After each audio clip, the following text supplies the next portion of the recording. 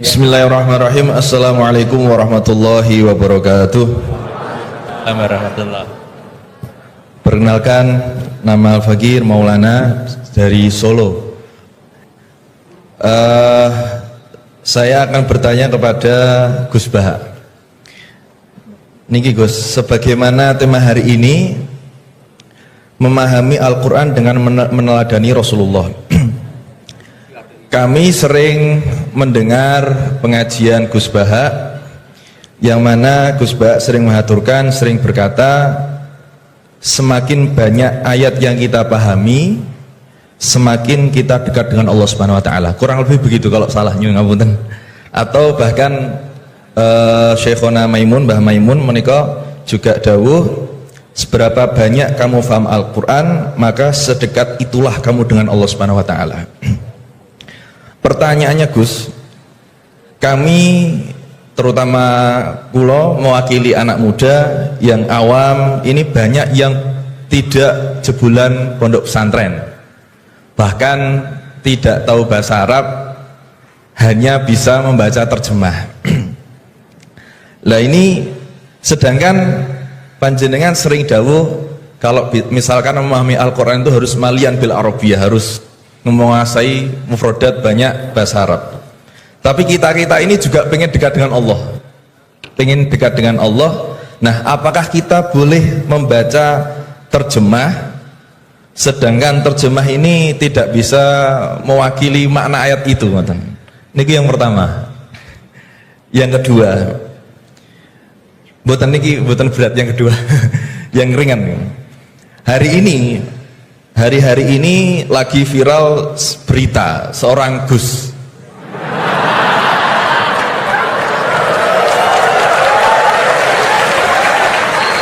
Mohon izin. Yang mungkin berceramah dengan kalimat yang kurang baik, mungkin diniatkan guyon tapi malah melukai hati orang lain. Tapi Masya Allah Gus Baha guyon tapi tidak pernah melukai hati orang lain.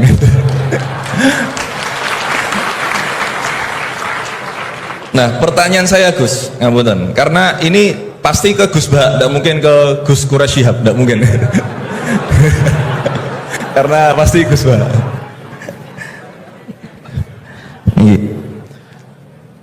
Sebenarnya sejarah panggilan Gus ini seperti apa gitu? Apakah hanya dimaknai Gus ini adalah anaknya Kiai terus dipanggil Gus, atau bahkan mantunya Kiai saja, kalau jenengan katanya Gus naturalisasi gitu. Atau Gus swasta atau apa itu, atau bahkan bukan siapa-siapa kemudian bisa dipanggil Gus, sehingga misalkan kita sekarang bisa ini berlomba-lomba menjadi Gus bareng-bareng, jadi pokoknya lomba-lomba. Nah, dan apakah ini hanya di Jawa saja? Karena di Madura juga kami sering mendengar ada panggilan Lora. Lah ini sejarahnya sebenarnya apa gitu loh. Apakah juga kalau sudah menjadi kiai tidak bisa menjadi Gus lagi? Atau kalau sudah menjadi Gus tidak bisa naik menjadi kiai? Gitu ya. Itu pertanyaan yang kedua saya. Dan nyuwun sewu, di zaman Rasulullah itu apakah putranya Rasulullah juga dipanggil Gus? Kan juga tidak kan.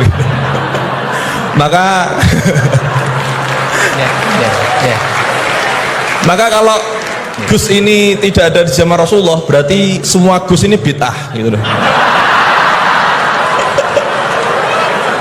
Karena Gus tidak ada di zaman Rasulullah. Ngerti gitu. Ya, jadi intinya sejarahnya dan standarisasi Gus itu apa yang orisinil gitu. Yang kalau misalkan di dunia, di Indonesia ini yang Gus orisinil hanya jenengan, berarti semuanya palsuan gitu. Lah ini tentu bisa dijelaskan Gus. Ngapunten, matur suwun sangat. Wassalamualaikum warahmatullahi wabarakatuh. Waalaikumsalam warahmatullahi wabarakatuh. Baik, terima kasih Gus Maulana. Selanjutnya saya mungkin yang laki dulu ya, laki-laki nanti baru pindah ke sini. Silakan yang pojok ya.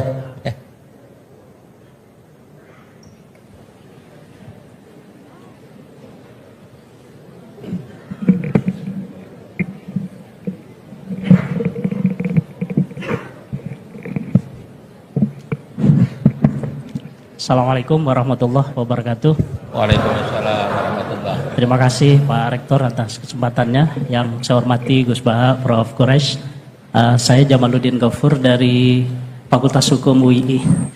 Ingin bertanya ke Prof. Quraisy dan Gus Baha. Saya sering mendengar salah satu isi pengajian dari Gus Baha itu bahwa fatwa dalam hukum sosial itu tidak pernah jelas begitu. Artinya ulama pasti akan berbeda gitu ya.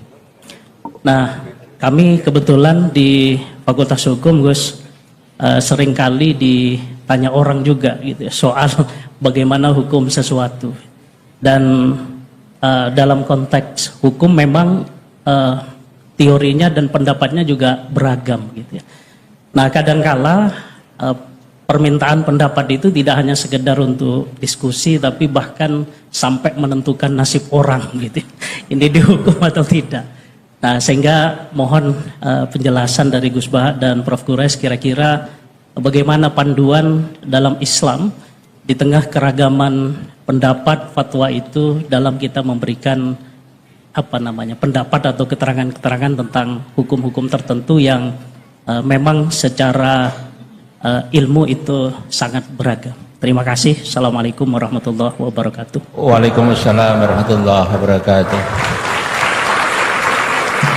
Mohon izin Gus Baha dan Quraisy, ini 4 atau 2 dulu aja ya, nanti baru kita lanjutkan biar nggak lupa ya. Ya, yang pertama Gus Baha, ini dari Gus Maulana tadi. Ini pertanyaannya, kan banyak yang tidak jebolan pesantren tapi pengen dekat sama Allah, boleh nggak baca terjemahan kira-kira gitu. Yang kedua tadi standar Gus yang orisinal, yang orisinal ya. Kemudian yang kedua dari ini Gus Ghaffur. Ini dosen dari Eva, ini untuk Prof. Quraisy dan Gus Baha. Ini panduan untuk memberikan pendapat hukum kira-kira gitu kan, karena ada dosen hukum yang saksi ahli, ada yang ahli menjadi saksi, jadi bedanya. Mohon berkenan dari Gus Baha ya. Ini yang provokatif dulu itu ya.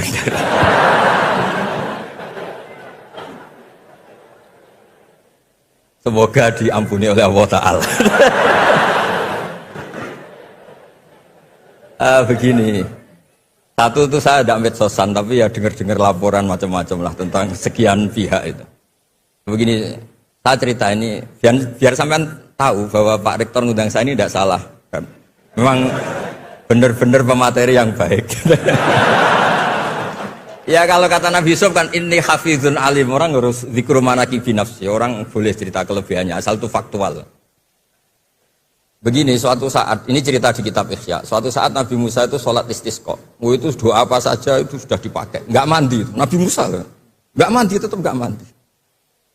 Kata Allah, inna fihim namaman, di komunitas anda yang ikut sholat itu ada yang tukang adu-adu, namam, provokator. Apakah kamu doa kayak apa tetap enggak akan saya ijabahi. Nabi Musa, ya gampang Gusti, tunjukkan orang itu siapa, nanti saya usir dari majelis.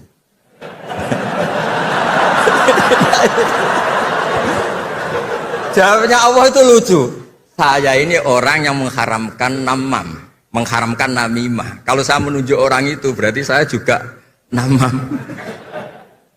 Intinya itu Allah terus mengabaikan sekian peristiwa namam. Jadi kalau pertanyaan provokatif terus kayak gitu tuh pasti diabaikan oleh Allah Ta'ala. Karena nanti repot itu. Repot. Memang saya termasuk Gus yang asli itu jelas kalau itu.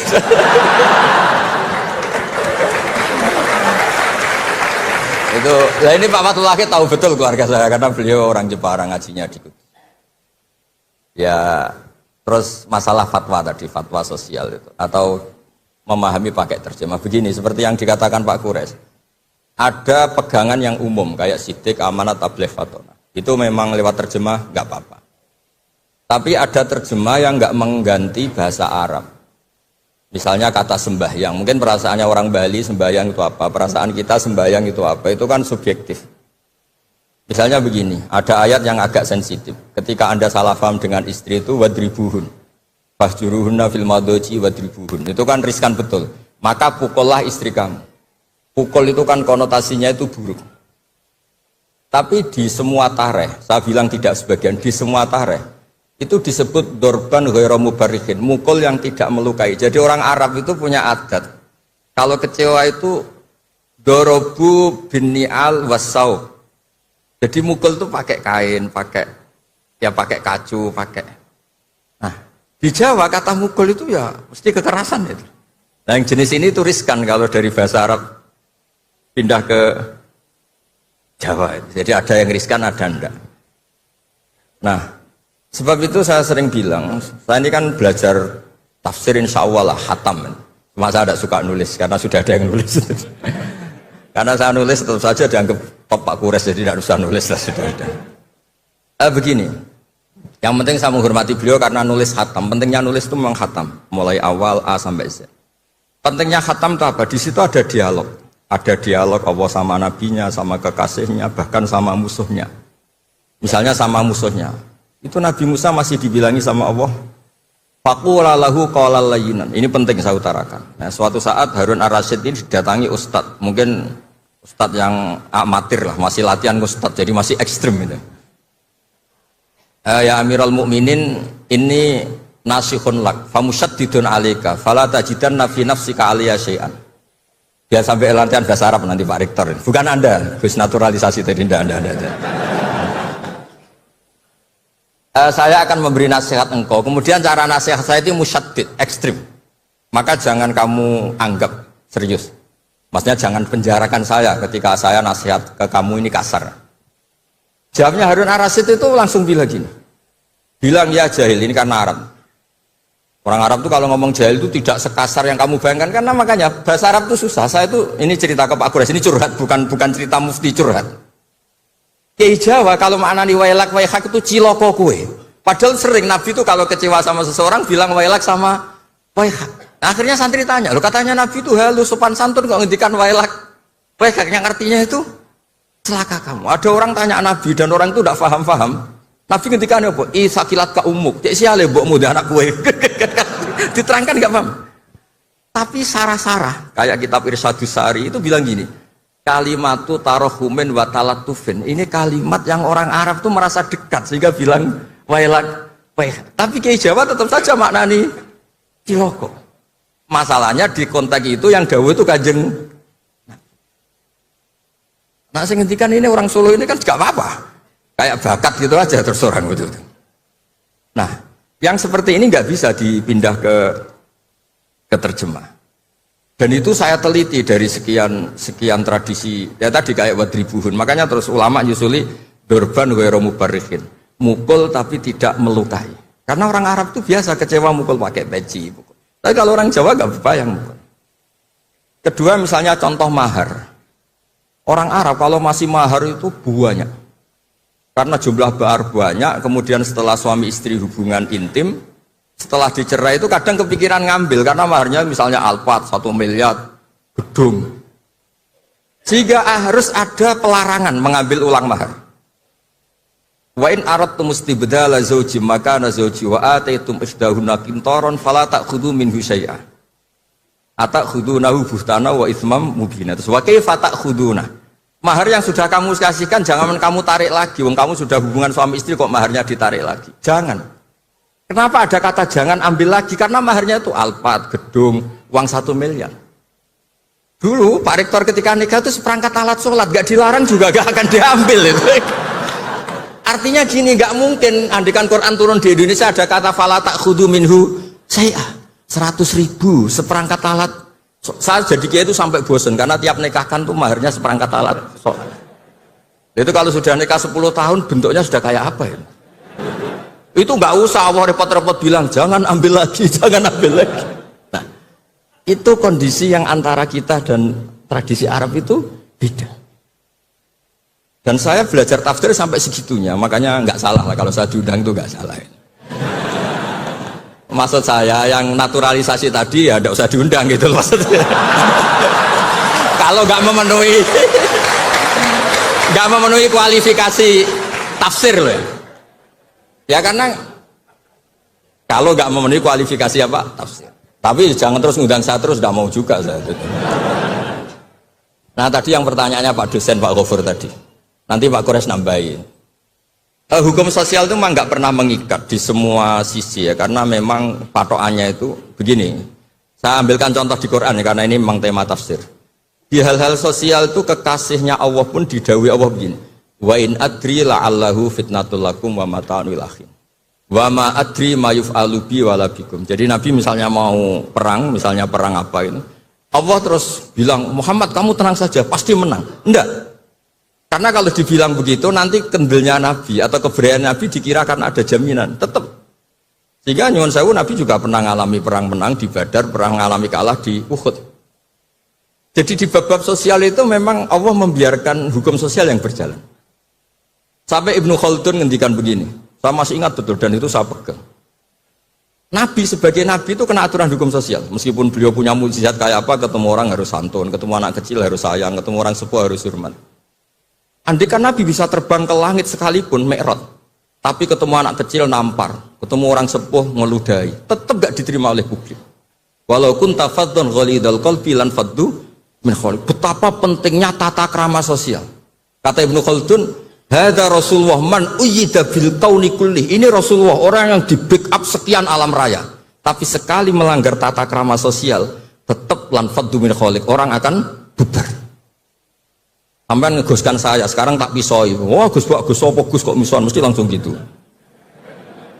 Dan coba misalnya sekarang, nyon sewu, saya ngeludahi Pak Rektor, langsung dipecat saya. Artinya tatanan sosial, meskipun saya keramat. Makanya kata Ibnu Khaldun, hadza Rasulullah man uyyida bil kauni kulli law syaa. Ini Rasulullah, orang yang bisa mengendalikan alam raya karena kekasih Allah. Itu saja kena aturan, walau kunta faddan ghalidhal qalbi lan faddu min khawlik. Kalau engkau salah tatanan sosial Muhammad, orang akan bubar. Nah maksudnya gini Pak dosen, kalau tatanan sosial gini, saya pernah ditanya oleh dekan Fakultas Kedokteran pas ada diskusi dengan ya tadi orang-orang medis, misalnya begini, itu misalnya nyun sewu, tapi gak usah dijiwai, gak usah kamu udah dilupakan saja kabar. Menyembuhkan orang koma itu baik apa tidak baik, tapi misalnya orang ini kalau sembuh pasti bunuh lagi, pasti merkosa lagi. Terus kita gimana? Ngasih makan juga sama. Orang miskin nggak bisa makan, nggak bisa apa-apa, nggak bisa makan, nggak bisa apa-apa. Berkahnya nggak bisa makan, nggak bisa apa-apa, dia tidak nyuri, tidak bunuh, tidak merkosa. Dan orang ini kalau sehat lagi akan begitu lagi. Wajib ngasih makan dah. Itu mesti orang itu, weh, kasihlah kemanusiaan. Satu, jangan nanti kumat lagi. Jadi hukum sosial itu mesti mindsetnya ulama itu beda-beda. Saya sering matur ke Pak Quraisy, saya itu pernah kata santri saya pernah katanya diundang ke Malaysia, juga pernah katanya diundang ke Maroko. Saya bilang sudah yang kelas-kelas internasional Pak Quraisy saya ada usah. Kenapa? Jawabannya sederhana. Nanti kalau saya sering keluar negeri, terus semua kiai seneng keluar negeri, terus yang ngulang pondok saya siapa? Terus gue iling-ilingan nak neng dunia ono kiai desa sing alim, kata saya maksudnya kiai desa tapi maca kitab ya cek bener rofa nasab. Tapi saya seneng sama kiai yang keluar negeri karena ini mewakili syiar. Saya seneng sama UI karena syiar gini. Tapi saya jangan disuruh jadi kiai di UI. Nanti gajinya tetap. Kalau kiai kan sering dapat gaji min haitsu la yahtasib. Kayaknya jumlahnya banyak saya maksudnya. Jadi yang hukum-hukum sosial tuh biarlah alam yang. Ya sudah setuju ya. Oh ya pokoknya gitu.